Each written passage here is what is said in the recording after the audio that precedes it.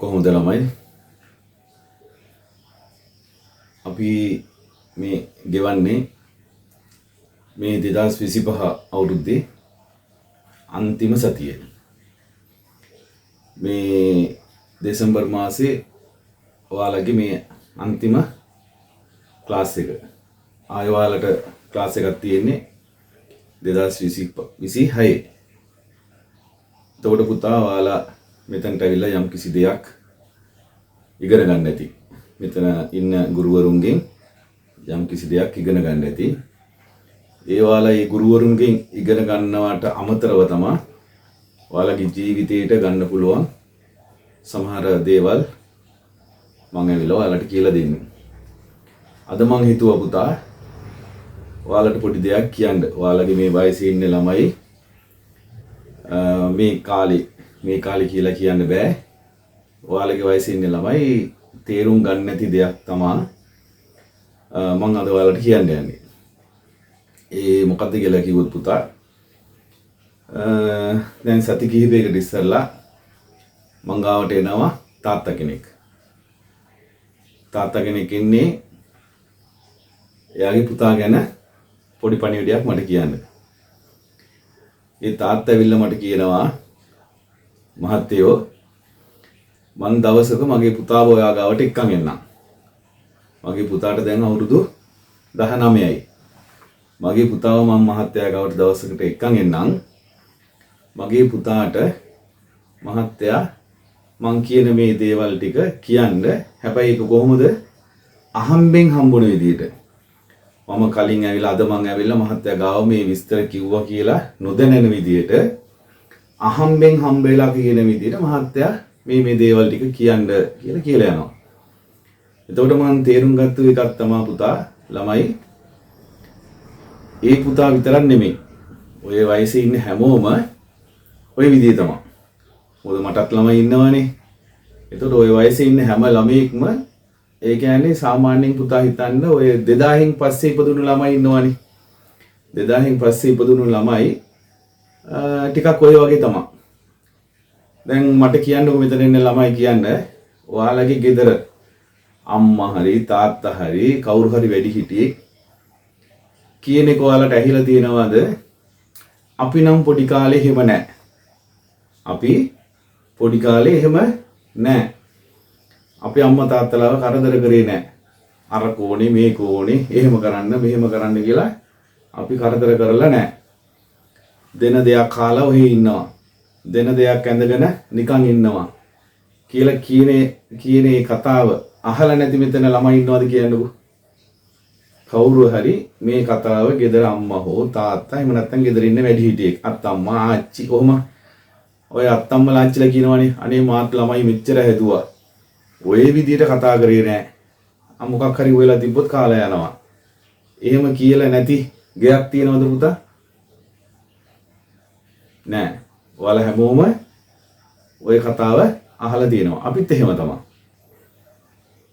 එතකොට දැන් ඔය 2000න් පස්සේ ඉන්න ළමයි තමයි ඔය විදියට ඒ කියන්නේ දෙමව්පියන්ව තේරුම් ගන්න නැතුව තාත්තගේ දුක තාත්තගේ ඒ තියෙන ආර්ථික තත්ත්වේ තේරුම් ගන්න නැති ළමයි.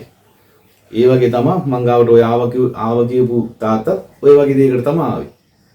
එතකොට පුතා ඒක මං ඔයාලට නිකන් කියන්න හිතුවා. මොකද ඔයාලත් හෙට තව වසර ගණනාවකින් ඔයාලත් තාත්තා කෙනෙක් අම්මා කෙනෙක් වෙන්න ඉන්න ළමයි. එතකොට ඔයාලට තේරෙයි පුතා.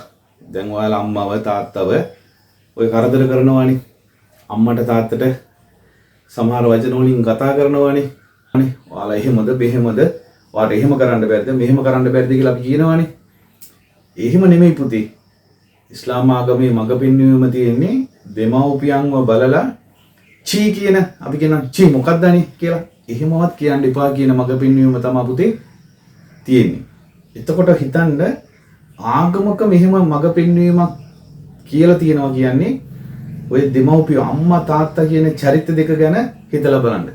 එයාලා කොච්චර වැදගත්ද එයාලට කොච්චර මුල් තැන දෙන්න ඕනේද කියලා. කොච්චර දුරට කියනවා නම් ඒ තාත්තා මං ගාවට ඇවිල්ලා කිව්වේ ඒ පුතා කියනවලු ඔයාට මේකවත් කරන්න බැරිද? මම ඉල්ලන මේ දේවත් ඔයාට කරන්න බැරිද? මොකද්ද? ඔයා මට මොනවද කරලා තියෙන්නේ? එහෙම වචනයක් අහලා තියෙනවා පුතා. කවදාවත් පුතා අම්මට තාත්තට ওই විදිහට කතා කරන්න එපා. මොකද දන්නවද?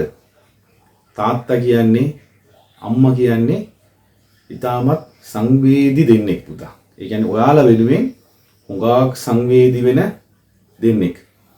ඔයාලා දන්නවනේ කවුද අපි ලංකාවේ ඉන්න ක්‍රිකටර් කෙනෙක් ළඟදී එයාගේ තාත්තා නැති වුණේ වෙල්ලාලගේ දුනිත් වෙල්ලාලගේ අන්න හරි.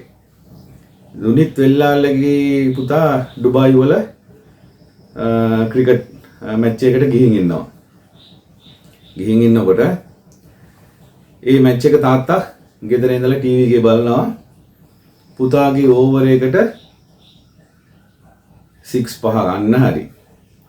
6 පහරවල් 5ක් ගහනවා එක ඕවර් එකට. එතකොට පුතා තාත්තා ගෙදර ඉඳලා බලන් ඉන්නවා පුතාගේ ඕවර් එකට 6 පහරවල් 5ක් ගැහුවා. දැන් අන්තිම බෝලේ. අන්තිම බෝලෙටත් 6 පහරක් ගියොත් පුතාගේ ඕවර් එකට 6 පහරවල් 6ක්. එතකොට පුතා තාත්තා සංවේදී. දැන් ඩුබායි මැච් එක යනවා මුළු ලෝකෙම බලන් ඉන්නවා තාත්තත් ගෙදර ඉඳලා බලන් ඉන්නවා. දැන් තාත්තා කියන්නේ පුතා සංවේදී. ඔයාලා හිතන්න එපා පුතා තාත්තා කෙනෙක් කියන්නේ මං ඉදිරි පන්ති වල පුළුවන් වුණොත් තාත්තා ගැන මීට වඩා කියන්නම්. තාත්තා කෙනෙක් කියන්නේ පුතා කොහොමද අපි කියන්නේ ඒක? දුෂ්ටයෙක් වගේ. තාත්තා කෙනෙක් ආදරේ පෙන්වන්නේ ළමයින්ට ආදරේ පෙන්වන්නේ ඔය අම්මා වගේ සංවේදී වෙලා තාත්තා කෙනෙක් ළමයින්ට ආදරේ පෙන්වන්නේ නැහැ. තාත්තා කෙනෙක් ළමයින්ට ආදරේ පෙන්වන්නේ කොහොමද දන්නවද? දුෂ්ටයෙක් වගේ. ඔයාලා දන්නවනේ අම්මා කියනවා වගේ අනේ දරුවෝ ඕක එපා. අනේ පුතේ ඔහොම එපා. එහෙම කියන්නේ නැහැ පුතා තාත්තා. තාත්තා ටිකක් තරහ වෙලා මූණ ටිකක් මේවා කරගෙන එහෙම තමයි කියන්නේ. අනේ ඔක්කො කරන්න එපා. උඹ ඔක්කො කරොත් අහම එමනේ කියන්නේ. ඒ කියන වචනේ පුතා ඇතුලේ තියෙන තනිකර ආදරේ. ඔයාලා හිතලා බලන්න ඔයාලා පොඩි කාලේ තාත්තා ඇවිල්ලා මොකක් හරි වැරද්දක් කරාම ඔයාලට හුත්තට තඩි බානවා. හුත්තට ගහනවා. ගහලා දැන් ඔයාලා තාත්තත් එක්ක තරහ වෙලා තාත්තා මට ගැහුවානේ. අද මං කන්නේ නැහැ. මොකක් හරි එකක් කියලා ගිහිල්ලා නිදා ගන්නවා කන්නේ බොන්නේ නැතුව. පුතා ඔයාලට ගහලා තරහෙන් ගහලා තඩි බාපු තාත්තා ඔයාලට නිින්ද ගියාට පස්සේ ඔයාලා ළඟට ඇවිල්ලා ඔළුව අත ගාලා පිට අත ගාලා ඔය ගහපු පාරවල් ඇඟේ තිබ්බොත් ඒවයේ මත ගාලා අම්මගෙන් අහන්නේ මොනවද දන්නවද? ළමයා කෑවද? කාලාද නිදාගත්තේ? එහෙම තමයි පුතා අහන්නේ. ඇයි ඔයාලට නිින්ද ගියාට පස්සේ මේ එහෙම අහන්නේ? ඔයාලා තරහෙන් නැගිටලා ඉන්නකොට ඒක ඇහුවොත් ඔයාලගේ හිතේ පොඩි හැඟීමක් එනවා තාත්තා කොච්චර ගැහුවත් ඊට පස්සේ ඇවිල්ලා ඔහොම කූල් පාරක් දාලා අත ගාලා යයි කියලා ඒ තාත්තගේ තියෙන ඒ බය නැතුව යයි. ඒ හින්දා තමයි ඔයාලට නිින්ද ගියාට පස්සේ ඇවිල්ලා ඔළුව අත ගාලා පිට අත ගාලා පුළුවන් නම් කිස්සෙකුත් දීලා අම්මගේ ගහනවා ළමයා කාලාද නිදාගත්තේ කියලා. එහෙම තමයි පුතා තාත්තලා කියන්නේ දුෂ්ටෙක් වගේ ආදරේ පෙන්නන්නේ අපිට දුෂ්ටෙක් වගේ. අන්න ඒ වගේ දුනිත් වෙල්ලාලගේ තාත්තා මොකද කරන්නේ? පුතාගේ ඒ ඕවරේට 6 පහරවල් 6ක් ඇයිදෝ කියන බයෙන් පුතාගේ මේ මැච් එක තාත්තා බලන් ඉන්නවා. තාත්තට මොකද වුනේ? හෘදයාබාධයක්. heart attack එකක් ඇදිලා නැති වෙනවා. ඒ කියන්නේ අර පුතා ගැන හිතලා. අන්න එහෙම තමයි පුතා තාත්තලා කියන්නේ. ඒ වගේ තාත්තා කෙනෙක් තමයි දැන් ඇවිල්ලා මොකද්ද කියන්නේ? මගේ පුතාව මං එක්කන් එන්නම්. මහත්තයෝ අහම්බෙන් හම්බුන විදියට මේ දේවල් ටික මගේ පුතාට කියන්න කියලා. මොනවද කිව්වේ? පුතා ඇවිල්ලා තාත්තගෙන් බයික් එකක් ඉල්ලලා දෙනවා. යාළුවෝ හැමෝටම බයික් තියෙනවා. මටත් බයික් එකක් අරන් දෙන්න කියලා. තාත්තත් කොහොම හරි අවුරුදු ගාණක් සල්ලි ටිකක් එකතු කරලා දැන් පුතාට බයික් එකක් අරන් දුන්නා. බයික් එක අරන් දුන්නාම ආයි පුතා මොනවද ඉල්ලන්නේ? බයික් එකට අර කෑලි හයි කරන්න ඕනේ මේ කෑලි හයි කරන්න ඕනේ කියලා තාත්තව නිතරම කරදර කරනවලු. එතකොට තාත්තා ඕක කිව්වම අනේ පුතා දැන් මං ගාව සල්ලි නැහැ. අරක නැහැ මේක නැහැ කියලා කිව්වම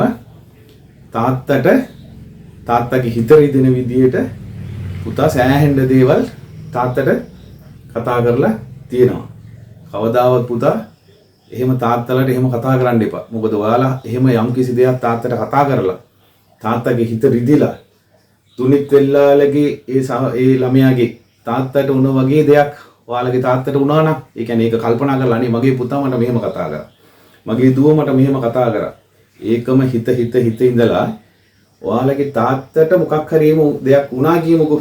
ඔයාලගේ ජීවිත කාලෙම ඔයාලා විඳවන්න වෙනවානේ. ජීවිත කාලෙම ඔයාලගේ හිත විඳවනවා. අනේ මගේ තාත්තට මෙහෙම දෙයක් වුණේ මම කතා කරපු නිසා. මම මෙහෙම දෙයක් කියපු නිසා. විඳවන්න වෙනවද නැද්ද?